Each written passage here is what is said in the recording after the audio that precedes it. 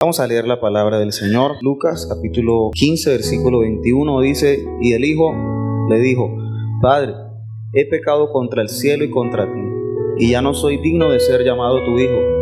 Pero el padre dijo a sus siervos: Sacad el mejor vestido y vestidle, y poned un anillo en su mano y calzado en sus pies, y traed el becerro gordo y matadlo, y comamos y hagamos fiesta, porque mi hijo muerto era y ha revivido, se ha perdido y es hallado. Y comenzaron a regocijarse. Y su hijo mayor estaba en el campo, y cuando vino, llegó cerca de la casa y oyó la música y las danzas, y llamando a uno de los criados le preguntó qué era aquello. Él le dijo: Tu hermano ha venido, y tu padre ha hecho matar el becerro gordo por haberle recibido bueno y sano. Pueden sentarse, tengan la amabilidad. Hermanos queridos, el tema de esta noche es la reconciliación. Esta es una historia muy conocida. Históricamente la hemos conocido como la historia del hijo pródigo. Es la historia básica de un hijo que pide la herencia y gasta todo y vuelve hacia un padre que es perdonador. Y quisiera resaltar que es un error pensar que es la historia de un solo hijo. Todos los predicadores lo decimos. Creo que el punto de la historia está en contrastarlos, en compararlos. Si no hacemos esto, creo que perdemos lo que Jesús quería enseñarnos con esta historia. Porque en esta historia nos muestra que hay dos categorías existentes de personas que tienen su relación con Dios. Y nos muestra cómo podemos ver en nuestras vidas dos categorías de personas y de cómo es nuestra relación con Dios y cómo se arregla esa relación, cómo nos reconciliamos con Dios. Normalmente Jesús era, ustedes saben, el mejor contador de historias, el mejor. Y me llama mucho la atención porque al contar esta historia, él utiliza, normalmente cuando se cuenta una historia se utiliza una fórmula simple. Se dice el contexto de la historia, se explica algo del contexto, luego se habla del conflicto o del problema y luego de la solución de lo que está aconteciendo. Pero me llama la atención que Jesús, el mejor contador de historias, no hace la última parte y deja una incógnita. ¿Por qué Jesús no siguió el patrón de siempre? ¿Por qué? Esa es la respuesta y eso es lo que voy a predicar en esta hora. Darle la respuesta a ustedes, y creo que una de las claves está en lo primero que acontece. La Biblia dice que el hijo menor comienza con un discurso y le dice: Padre, dame la parte de mi herencia, los bienes que me corresponden, dámelos. Si tú eras padre en esa cultura y tenías 2 hijos y morías, tu herencia se dividía: 2/3 para el hijo mayor, 1/3 para el hijo menor. Pero esto solo pasaba cuando el padre moría. Pero cuando el hijo menor le está pidiendo su parte de la herencia al padre, noten que el padre está vivo. Los que oían este discurso, los oyentes originales de este discurso, deben estar asombrados por esta petición del hijo menor, porque básicamente era desear que el padre estuviera muerto. Para todos en esa cultura sabían que esa petición era un signo de una gran falta de respeto contra el padre. Era un signo de que el hijo quería las cosas del padre, pero no quería al padre. Quería la riqueza del padre, pero no al padre. Quería la herencia del padre, pero no al padre. Quería las comodidades del padre, pero no al padre. Quería que el padre estuviera muerto para recibir lo que su padre tenía para darle a él. Pero lo más sorprendente de esto no es la petición del hijo menor. Lo más sorprendente de esto es la respuesta del padre. Porque en una sociedad intensamente patriarcal como esta, tradicionalmente se esperaba que el padre respondiera con ataques verbales, inclusive con ataques físicos violentos. Cuando este hijo le pide al padre que divida la herencia, a mí me parece interesante que la palabra para herencia, para propiedad en ese texto es la palabra, el vocablo griego bios, que significa vida o el curso de la vida o el medio por el cual se sostiene la vida. Así que cuando él está pidiendo al padre la herencia, le estaba pidiendo al padre que dividiera su propia vida. Ahora, note esto: los bienes del padre eran su tierra y para tener eso tenía que venderla, pero en esa cultura la identidad estaba ligada a la tierra. Si tú perdías tu tierra, tú te perdías a ti. Si perdías parte de la tierra, tú perdías tu estatus en la comunidad, porque depende de qué tanta propiedad tenías, así eras. Ese era tu estrato, por decirlo de alguna manera. Entre más extensión de tierras tenías, eras más grande en esa sociedad. Así que cuando el hijo menor le pide al padre la herencia, el hijo menor le estaba pidiendo era que desgarrara su propia vida, era que desgarrara su propio lugar en la comunidad, era que se despojara de sus prerrogativas de padre y de propietario, era que se desgarrara él mismo. Y lo más sorprendente de esto, hermanos, es que el Padre lo hace. ¿Cuántos le dan la gloria a Él? Aleluya, aleluya. El hijo menor se va, malgasta todo, llega al punto de la pobreza en que la gente se aprovecha de él y literalmente termina en el fango. Pero ahí en el fango hace un plan, el plan del hijo menor. Y en ese plan está compuesto por dos partes. El primero quiere regresar a su hogar. Sin embargo, yo quiero que entiendas que en esta cultura el hogar no era solo una casa. El hogar era una relación. Quería volver a reconciliarse con su padre.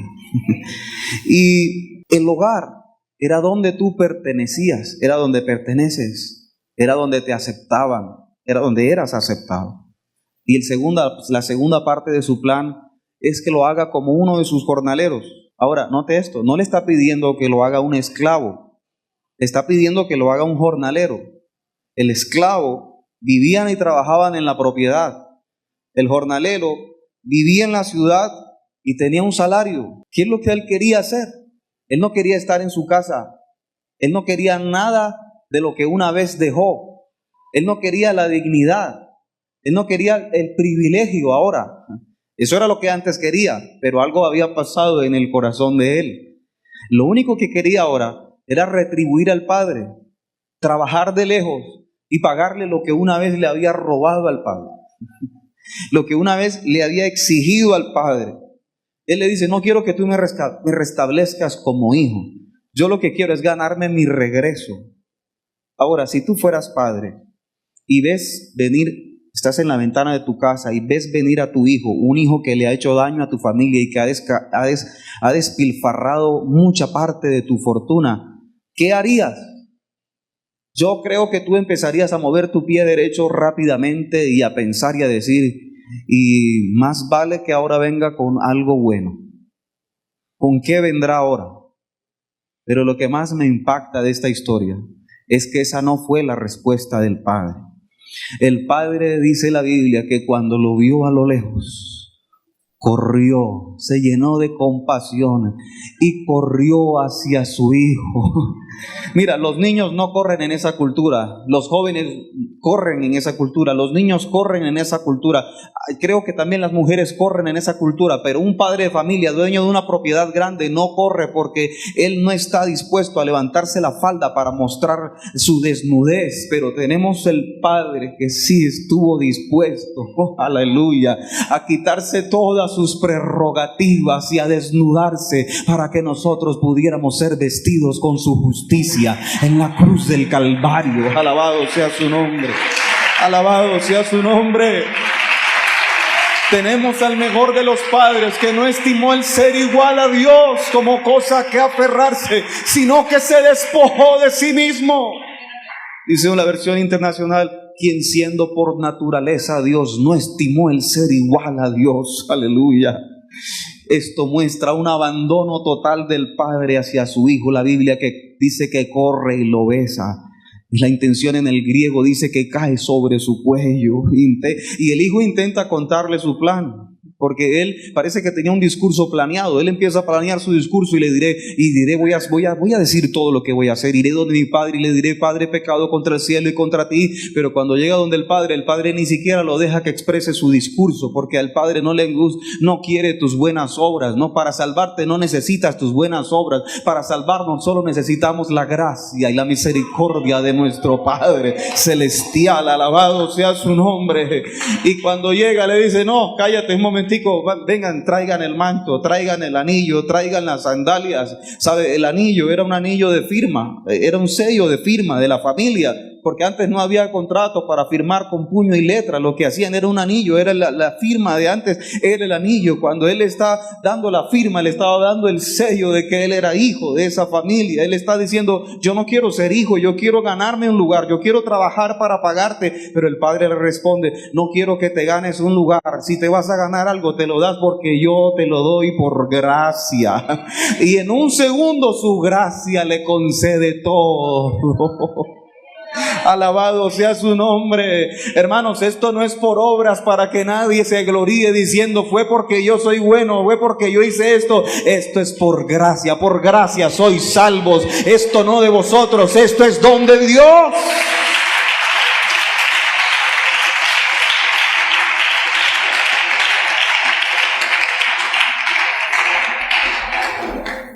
Y el padre le hace un festín magnífico.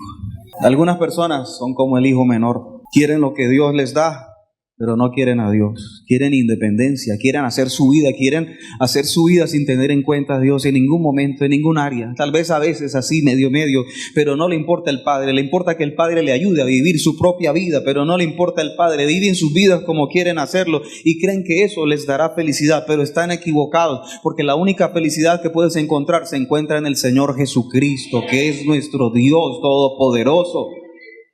Inclusive Salomón intentó escribir un libro acerca de la búsqueda de la felicidad. ¿Dónde estaba la felicidad? Se llama Eclesiastés. Sabía que era una investigación acerca de dónde está. Dice, tengo dinero, tengo todo, voy a ver cómo consigo la felicidad. Y dijo, ya sé qué voy a hacer, voy a conseguir la risa, voy a traerme todos los comediantes de la noche y sábado felices, todos. Pero encontró algo cuando se empezó a reír y cuando ya terminaba la comedia y se iba para su casa, se encontraba con el mismo problema de siempre y dijo, ya encontré que la felicidad no está en la risa. La risa solo me saca, me enloquece, porque en un momento me pone alegre, pero al otro momento ya vuelvo a la realidad y otra vez estoy peor triste porque no he solucionado nada. Y luego dice, entonces voy a construir edificios. Y luego dice, entonces voy a beber vinos, los mejores, licores. Pero comenzó a darse cuenta que todo eso era vanidad, aflicción de espíritu. Ya sé qué es lo que me va a solucionar, son las mujeres. Voy a tener 700, 1000. Voy a tener 1000 mujeres y cuando tenga las mujeres ya seré feliz. ¿No se parece esto mucho a la realidad? Sin embargo, ¿sabe qué dijo él? He notado que todo esto es vana aflicción. Me encanta una versión que dice vana ilusión. ¿Por qué dice vana ilusión? Porque una ilusión es algo vano. Una ilusión es como cuando tú vas por la carretera y está el sol candente y parece que hubiera humo que saliera de la carretera a la distancia, pero mientras más te adelantas en tu carro y te acercas, te das cuenta que era solo una visión, un espejismo, no era real. Lo veías a la distancia, pero cuando llegas no está, se desapareció. Eso es lo que estaba diciendo él. Yo creo que hay cosas en este mundo que me pueden dar la felicidad, pero el problema es que cuando las veo y las correteo y las tengo en la mano, y cuando las tengo en la mano se me diluyen y dije, pensaba que aquí estaba la felicidad, pero solo era una vana ilusión. Es como cuando tú ves una mariposa amarilla. Allá en el pueblo donde estoy hay muchas mariposas amarillas, son hermosas y a uno le dan la gana como de corretearlas y alcanzarlas, pero me pasó algo.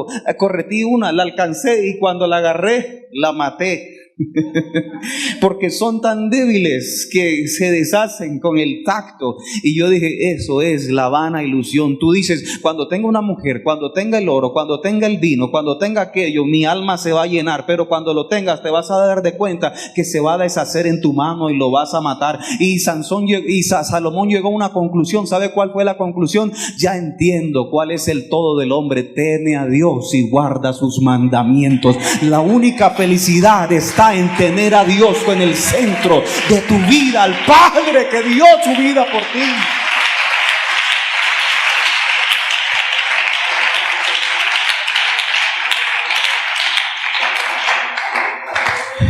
Y algunos de ellos como el hijo menor, y algunos de nosotros como el hijo menor, un día deseamos volver a casa con nuestro Padre. ¿Sabe? Porque el Padre aquí es un símbolo de Dios.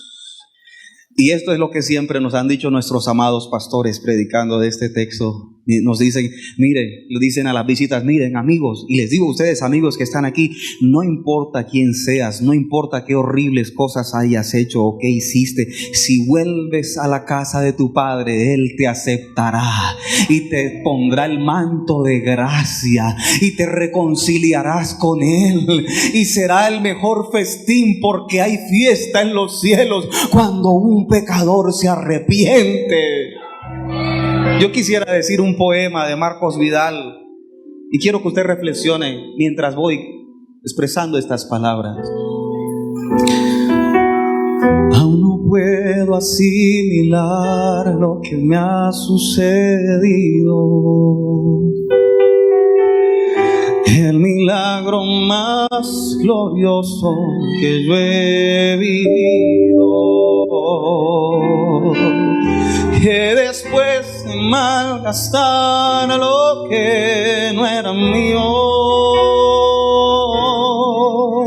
lo he tenido que pagar. Traicioné a aquel que me perdonó la vida, humillé al que curó toda mi herida,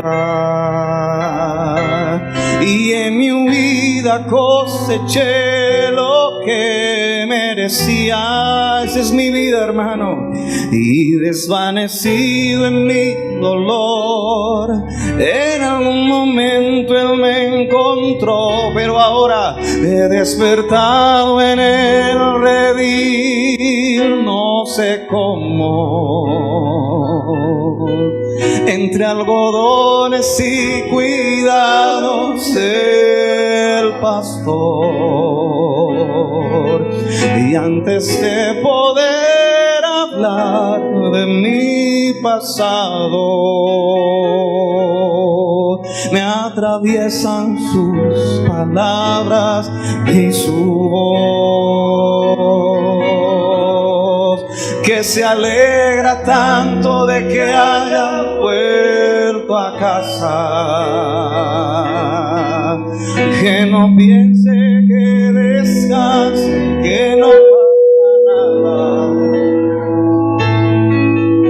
y dormido en su regazo lo he sabido. Tengo vida, tengo dueño y soy querido.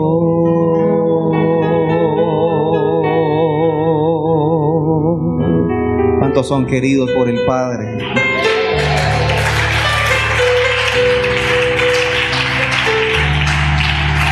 Aleluya, aleluya.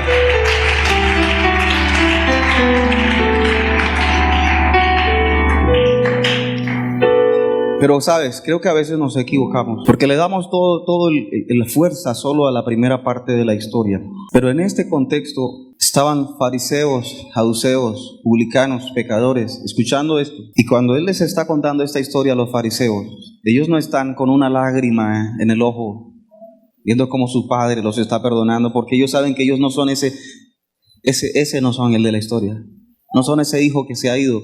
Esos son los publicanos y son los pecadores. ¿Sabes qué tienen ellos? ¿Qué están pensando ellos? Ellos tienen enojo, porque Jesús les está diciendo que todo lo que ellos creen con respecto a cómo reconciliarse con Dios está mal. La historia de ellos es la historia del hijo mayor. Y esta historia sigue. El hijo mayor está en el campo y cuando llega escucha música y baile y pregunta a su sirviente y le pregunta: ¿qué sucede aquí? Y él le dice: tu hermano vino y tu padre ha hecho matar el becerro engordado. Y yo a veces creo que este joven estaba encompinchado con el hijo mayor, porque creo que la respuesta que él le debió dar fue: ¿qué es lo que está pasando aquí?, pregunta el hijo mayor. Y él le dice: está pasando algo hermoso. ¿Sabes qué está pasando? Tu hermano, ¿recuerdas? El orgulloso, el que no se dejaba mandar, ese egocéntrico, ha vuelto. Pero sabes, no es el mismo, ha venido distinto, ya no reclama nada de tu padre, al contrario, quiere darle a tu padre y restablecerle lo que se llevó. Pero eso no fue lo que hizo este hombre. Su hermano ha venido para quitarte lo que es tuyo. ¿Y qué hizo él? Se enojó mucho. Se enojó tanto que se negó a entrar a la fiesta. Y cuando se negó a entrar, estaba diciendo, yo no soy parte de esta familia, yo soy el heredero de todo esto y no voy a estar donde ese que vino esté. Y no quiso entrar. Y le dice, y ahí comienza a mostrar que ahora lo que él, este hijo mayor, le va a hacer a su familia. Y lo primero que le dice, lo primero que pasa es que obliga al padre a salir de la fiesta para encontrarse con él. Y cuando llega el padre frente a él, le dice, mira, en español dice, he aquí, pero si miras el griego, es una palabra despectiva. Él está diciendo, no le dice padre, le dice, mira, el hijo menor le dice padre. ¿Recuerdan? Cuando cambió le dice, padre, he pecado contra el cielo, le dice padre, pero este ni siquiera le dice padre, le dice, mira. Y si no lo sabías, en esta cultura, no decirle a un padre padre era un insulto grave. Saludar al padre de esta manera era un insulto grave. La manera en que el hijo menor saluda al padre era el saludo normal. Pero lo que más me sorprende una vez más es que el padre, con gran paciencia, no lo reprende. Alabado sea el nombre del Señor. El Padre no lo reprende una vez más con toda la paciencia, recordándonos que es su benignidad la que nos guía al arrepentimiento. Y le dice, Padre, yo todos estos años he sido bueno, no te he desobedecido en nada, pero cuando vino tu hijo, ni siquiera le dice hermano, ni le dice tu hijo. No acepta que es de la familia de ese, porque ni siquiera es ese, es tu hijo. Está particularmente enojado y lo entiendo hasta cierto punto. ¿Sabe por qué? Porque a él le estaba costando algo. Cuando repartían carnes en esa cultura era un manjar muy delicado y habían matado un manjar que no mataban todos los días, ni muy a diario, ni muy seguido, el becerro engordado. Él por lo menos en su mente estaba, ¿por qué no le hiciste un cabrito? ¿Por qué un becerro engordado? Toda la ciudad comía cuando hacían un becerro engordado. Así que no necesitamos un doctorado en psicología para darnos cuenta que este día era el día más maravilloso del Padre. El día más maravilloso en que mató el becerro más gordo e invita a toda la comunidad para que vengan. Y toda la comunidad sabe que ese día es el día más maravilloso del Padre, que es de esa casa, pero todos lo ven. El hijo mayor inclusive sabe eso y ve eso, pero al hijo mayor, aunque sabe eso, a él no le importa. ¿Sabe por qué? Porque lo único que le importa al hijo mayor es que están gastando su herencia. ¿Qué le importaba al hijo mayor? Te voy a decir qué le importaban. Le importaban las cosas de su padre, pero no le importaba a su padre. ¿Te suena familiar en esta historia? Le importaban los bienes de su padre, pero no le importaba a su padre. Le importaba el becerro de su padre, pero no le importaba a su padre. Le importaban las cosas del padre, pero no le importaba el corazón del padre. Y él le dice, hijo, siempre has estado conmigo y todo lo que tengo es tuyo. Era cierto.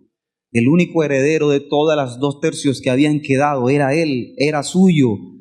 Pero él está furioso, humillando a su padre en el día más grandioso de su padre. Y hace que su padre salga de la fiesta. En ese tipo de culturas, cuando tenías una fiesta y el padre, el personaje principal de la casa, si salía de la fiesta, la música se detenía. Así que este hijo, con su actitud, estaba deteniendo la alegría del padre por su hijo que había vuelto. Pero lo que más me impacta de esta historia es nuevamente la ternura con que responde el padre. Él sale, no importando que tenga que parar la música para ir a buscar a su otra oveja perdida, y les dice con ternura, yo necesito que tú entres al festín. También es tu festín, también es tu familia, también es tu casa. Quiero que vayas a la fiesta. Pero ¿sabe? En esta historia no se nos cuenta el final. El Señor la deja ahí. No sabemos si entró a la fiesta. No sabemos si se quedó afuera. No hay final. ¿Qué buscaba el Señor con esto? Bueno, dejó un final abierto, quizás para que nosotros le demos la respuesta y pongamos el final. Porque en estos capítulos hay una descripción del pecado. La primera es la descripción tradicional del pecado. Lo normalmente es que alguien que hace lo del hijo pródigo, insulta, se vuelve malo, comúnmente va con prostituta, se revuelca en el lodo con cerdos, una imagen del pecado en su grado más vasto. Pero en la segunda imagen del pecado nos dice que había un hijo bueno y un hijo malo, pero aunque uno era bueno y el otro era malo, ambos estaban alejados del Padre y todos dos necesitaban reconciliación con el Padre, todos dos. ¿Y por qué? Porque ambos querían usar al Padre para obtener cosas, pero no deseaban al Padre. Y el segundo hermano no va al festín. ¿Por qué? ¿Por qué? ¿Cuál es la razón por la que el segundo hermano no entra al festín? Te voy a decir la razón: por su justicia, por sus buenas obras. Él le dice a su padre: yo te he obedecido, nunca te he desobedecido, nunca. Esa es la razón. La razón por la cual él no entra a la fiesta no es porque había desobedecido. La razón que él expone era porque siempre lo había obedecido, nunca lo había desobedecido. Ahora note esto, aquí hay dos maneras de tratar de controlar a Dios. Una es hacer mi vida como quiera y cuando necesito a Dios le pide para que Él me dé, porque Dios es una máquina de monedas que solo le hago una oración y Él me da algo, como si fuera un benefactor universal que solo estuviera a favor de lo que el hombre quiere. Y la otra es obedecer, quedarse, obedecer y exigirle por nuestra obediencia. Pero Jesús dice que ambos estaban alejados del Padre y que ambos necesitaban ser reconciliados con el Padre. Los hermanos mayores obedecen para obtener cosas del Padre, y si no lo consiguen, entonces se enojan, y se enojan mucho. Y lo digo por experiencia propia. Quiero detenerme y hablarle un poquito a los hermanos y luego a las visitas. Lo digo por experiencia propia, hermanos, porque en algún momento de nuestras vidas, de todos nosotros, comenzamos a hacer cosas por Dios, comenzamos a hacer buenas obras en la iglesia, comenzamos a tratar de entregar y de hacerlo desgastadamente, al punto que yo estoy seguro que hay muchos aquí que se han enfermado porque han querido trabajarle a Dios con el alma. Eso no hay que esconderlo, es verdad, amamos a Dios y nos entregamos por Él, pero hay un punto en que nosotros, ese amor puede convertirse como en una paga que estamos haciendo para obtener de Dios algo. Voy a ponerle un ejemplo para abrir un poco más el espectro. Había un músico, no recuerdo su nombre. Este músico hizo un pacto con Dios y le dijo: Señor, yo voy a ayunar, yo voy a ser un siervo tuyo, yo voy a hablarle a las personas de ti y quiero, Señor, que tú me hagas un músico famoso. Solo quiero eso, que tú me hagas famoso, porque yo voy a hacer un voto de castidad, voy a entregar mis bienes, voy a hacer algo grande, pero para tener tu mano. Y empezó a tener un poquito de fama y algo creció y fue bendecido hasta cierto aspecto. Pero cuando había pasado mucho tiempo, empezó a oír de cierto joven que se llamaba Mozart. Es una historia real. Y Mozart, en menos tiempo que él, aunque no había hecho votos de castidad, ni había presentado a Dios unos votos de santidad y de búsqueda y de entrega, comenzó a ser más famoso que él en menos tiempo. Cuando este hombre oyó eso, inmediatamente se enojó, y se enojó con Dios. ¿Por qué se enojó? Se enojó por las cosas buenas que hacía, porque él pensaba que había hecho un pacto, que tenía a Dios controlado y que con lo que había hecho podía ganar el favor de Dios y podía llegar a un lado. Pero a Dios no lo controla nadie. Dios es un león que nadie lo puede controlar. Él es el que nos controla a nosotros, Él es el que nos controla a nosotros. Y este hombre comenzó a enfurecerse, hermano. Lo digo porque muchas veces yo mismo he caído en eso. He servido a Dios al punto del agotamiento y a veces siento: Señor, si yo hago esto, ¿por qué tú no me ayudas? Si yo hago esto, ¿por qué me pasa aquello? Y Dios en algún momento me dijo: mira, tú no me puedes controlar a mí, yo soy más sabio que tú, yo soy más grande que tú, yo sé lo que hago contigo. Alabado sea el nombre del Señor. Tú no me vas a controlar a mí, yo soy tu dueño, no tú el mío. Alabado sea el nombre del Señor. Alabado sea el nombre del Señor. Y en algún momento nos desconectamos de Dios precisamente por nuestras buenas obras, y eso es lo que está diciendo el Señor. Ahora quiero hablarle a los amigos, mire, la mayoría de la gente que no se convierte en cristiano no es porque es muy pecador, es porque tiene buenos actos. Cuando usted va a una casa y le pregunta, ¿usted por qué no va a la iglesia? Es que yo no necesito ir a una iglesia para hacer, yo desde aquí oro, yo trato muy bien a la gente, yo sé que cuando yo me muera yo me voy al cielo. ¿Qué es lo que está sacando? No son sus pecados, son su justicia. Hermanos, hay que entender que la justicia del hombre, tus buenos actos delante de Dios, no son nada grande delante de Dios. Él mismo dice, no hay ni uno solo bueno, solo Dios es el único bueno.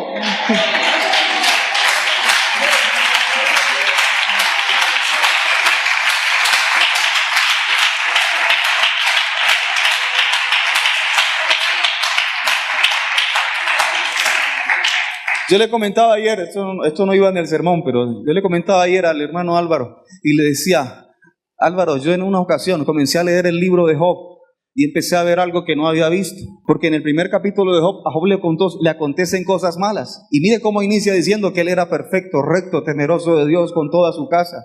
Y la primera impresión cuando es atacado por el enemigo, porque el enemigo nos ataca, la primera impresión que él da es una buena impresión. Le dice, no, yo solo a Dios daré la gloria. Desnudo salí del vientre, desnudo salí, también volveré desnudo, pero a Dios sea la gloria.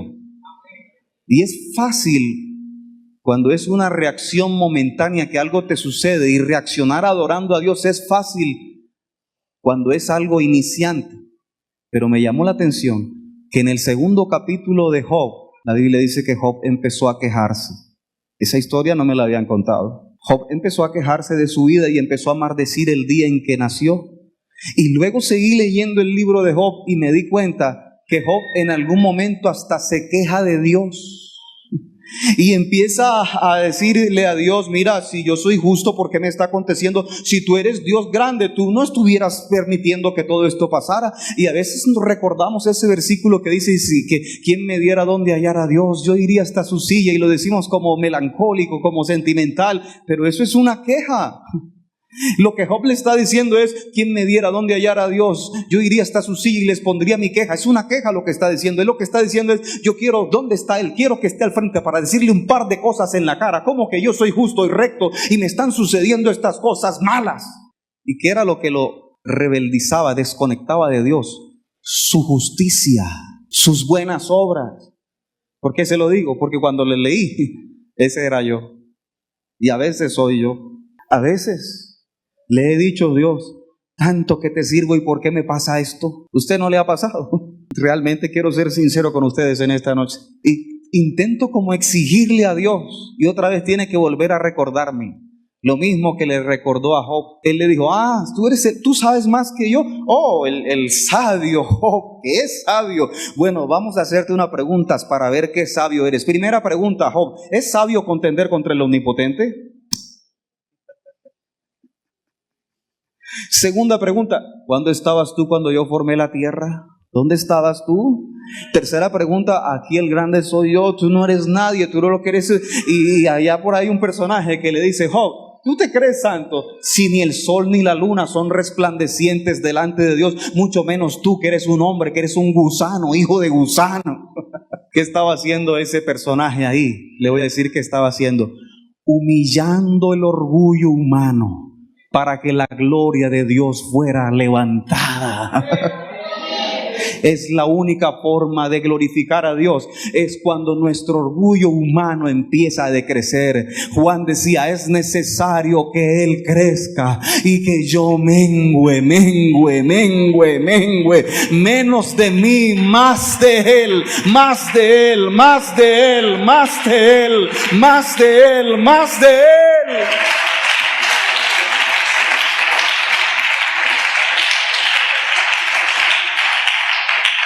Y cuando Job vio eso, dijo, ahora entiendo que todo lo puedes. Ahora se ve pequeño y ahora ve que Dios siempre tiene la razón. Es que Dios siempre tiene la razón, hermanos. Y es que Dios es el que lo sabe todo. Y Él dice, hablaba lo que no entendía, pero yo de oídas te había oído, yo no había conocido. Yo te conocía como un Dios grande, pero realmente no hay mente que pueda concebir lo grande que es nuestro Dios, lo hermoso que es nuestro Dios, lo poderoso que es nuestro Dios. Aleluya. Y termina arrepintiéndose, volviéndose a conectar, reconciliándose. Ahora me aborrezco en polvo y tú no eres el que decías que eras justo y recto y temeroso de Dios con toda su casa. Ahora dices, no, yo me aborrezco, yo no soy nada, yo lo que soy es ceniza. Aquí el único grande eres tú. Conozco que todo lo puedes, todo lo puedes, todo lo puedes. Tú sabes lo que enviaste a mi vida. Y yo te voy a responder que porque el Señor envió a la vida a todo eso. ¿Qué quería hacer el Señor? Quería bendecir.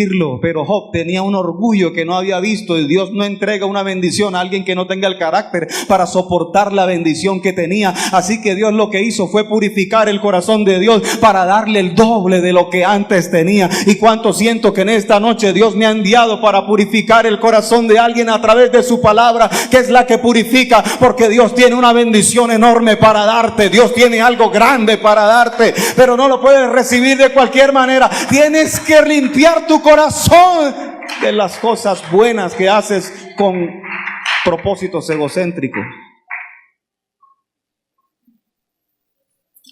Alabado sea su nombre. Necesitamos amar a Dios y no a sus cosas. El Evangelio nos dice que seas un hermano menor o seas un hermano mayor, necesitas reconciliarte con Dios. ¿Cómo nos reconciliamos con Dios? ¿Cómo volvemos a nuestro hogar? Para volver a nuestro hogar necesitamos dos cosas. La primera, el amor del Padre. Y ya tenemos esa. ¿Recuerdas que el Padre va corriendo hacia donde su hijo? Y no solo va a donde el hijo menor, es el Padre el que va también hasta donde su hijo mayor. Es una historia de relación, es una historia de reconciliación. Es la historia de la doctrina de la reconciliación, de cómo Dios se reconcilia con estas dos clases de pecadores que existen en todo el universo. Es una clase que Dios les está dando a ellos. Ambos se reconcilian, hermanos. La única manera de que nosotros le demos amor a Dios es que nos demos cuenta que Él nos ha amado primero. Nosotros le amamos es porque Él nos amó primero. Es porque Él nos ha amado con amor eterno. Con amor eterno te he amado, por lo tanto te prolongué mi misericordia. De tal manera amó Dios al mundo que dio a su Hijo unigénito, para que todo aquel que en Él cree no se pierda, mas tenga vida eterna.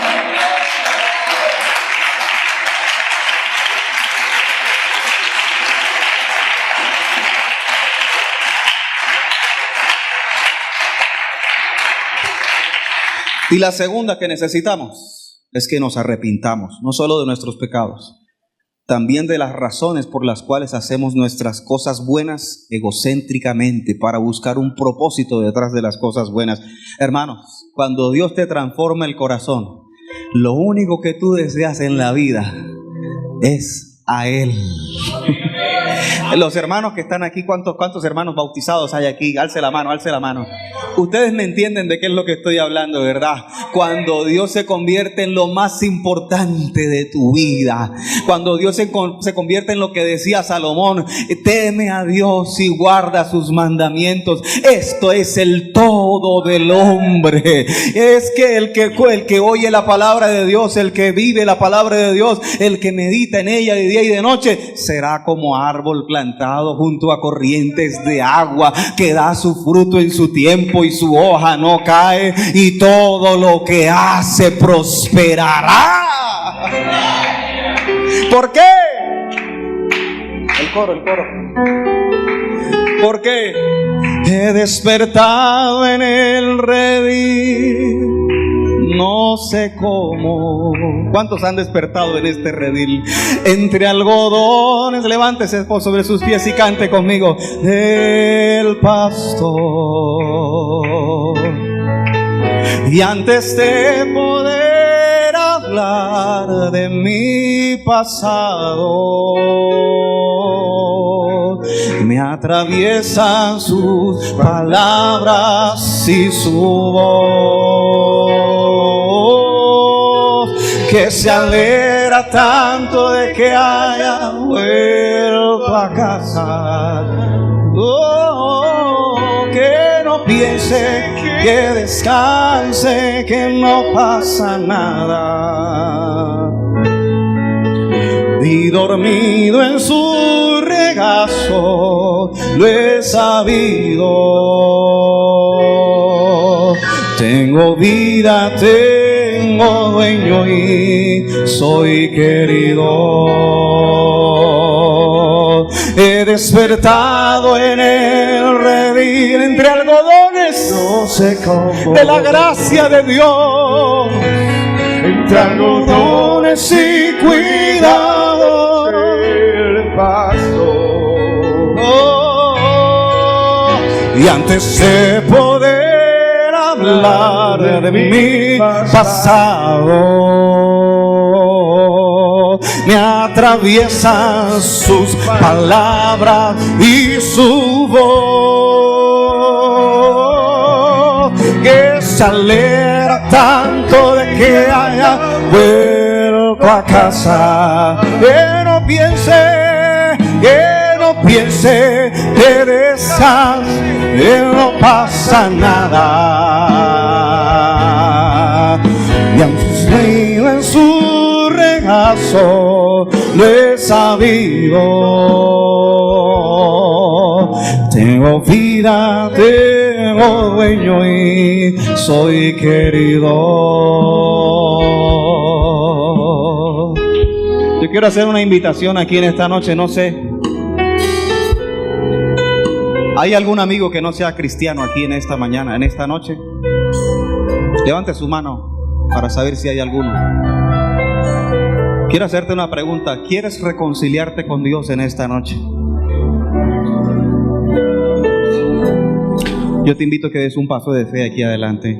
Quiero orar por ti.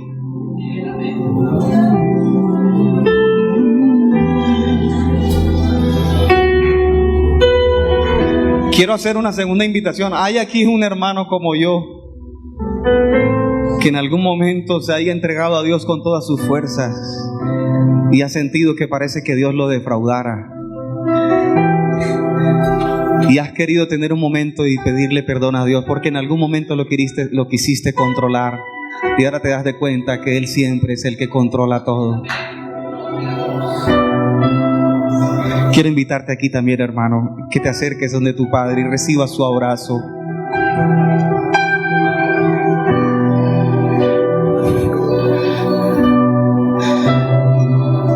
En este texto que nosotros leímos, en Lucas 15, hay tres parábolas. La primera es la de la oveja perdida. ¿Y sabe qué me encanta aquí? De la oveja perdida, que el buen pastor va donde la oveja y la busca. La segunda parábola es la de la moneda perdida. Y de la moneda hay una mujer que empieza a barrer y empieza a buscarla y la encuentra. Hay una mujer que la busca. Hay alguien que busca la oveja. Hay alguien que busca la moneda. La gran pregunta es: ¿quién busca al hijo pródigo? ¿Quién busca a los hijos? ¿Quién busca al hijo perdido? El texto nos dice que nadie fue por él. Él mismo allá pensó. Eso me genera otra pregunta. ¿Quién debió haber ido? ¿Quién debió haber ido por el hijo pródigo? Todos en esa cultura sabían la respuesta a esa pregunta. La respuesta a esa pregunta es que el que debía ir por el hijo menor, el hijo pródigo, era el hijo, él era el hermano mayor. Porque cuando él recibía la mayor parte de la heredad, Él recibía la propiedad junta, la familia unida, y su trabajo era hacer que la familia fuera familia. Por eso tenía la mayor cantidad de terreno para conservar una dignidad en la comunidad alta y mantener a su familia con una dignidad. Él era el que tenía que ir por ese hijo, él era el que tenía que ir allá. Es decir, el sentir del hijo debía convertirse en el sentir del padre. Ese sentir del padre y del hijo mayor debían estar unidos. El de este hijo mayor no se unió, pero el de nuestro Padre sí se unió al de su Hijo. La Biblia dice que Dios estaba en Cristo reconciliando consigo al mundo. He despertado en el redil, no sé cómo, entre algodones y cuidados del pastor. Y antes de poder hablar de mi pasado, me atraviesan sus palabras y su voz, que se alegra tanto de que haya vuelto a casa, que no piense que descanse, que no pasa nada, y dormido en su regazo lo he sabido. Tengo vida, tengo dueño y soy querido. He aprendido la lección, he aprendido la lección, he aprendido la lección del amor divino, que me transformó cruzándose en tu camino y en mi camino, y que dio a mi vida entera otro sentido, otra meta y otro fin. Yo no sé lo que traerá para mí el mañana, pero sé que nunca se apagará su llama.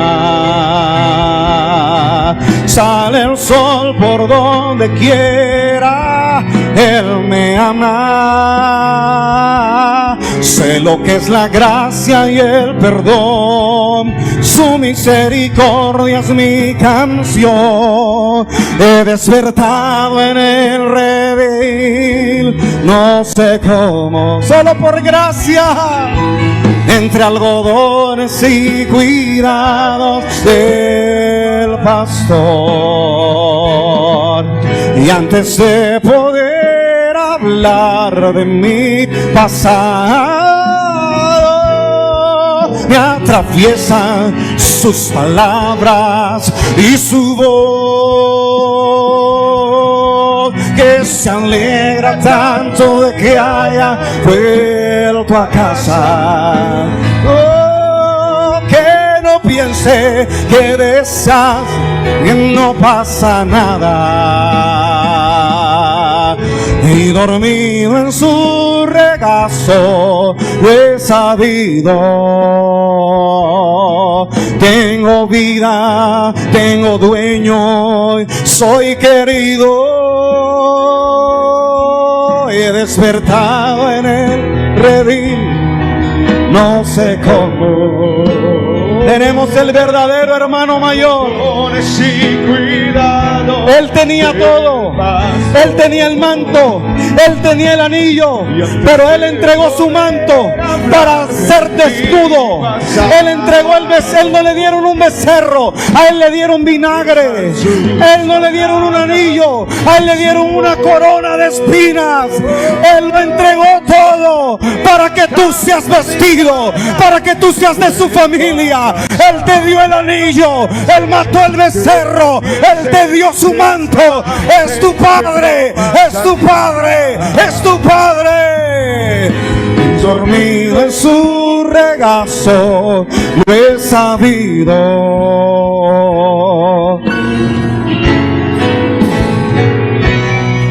Soy querido.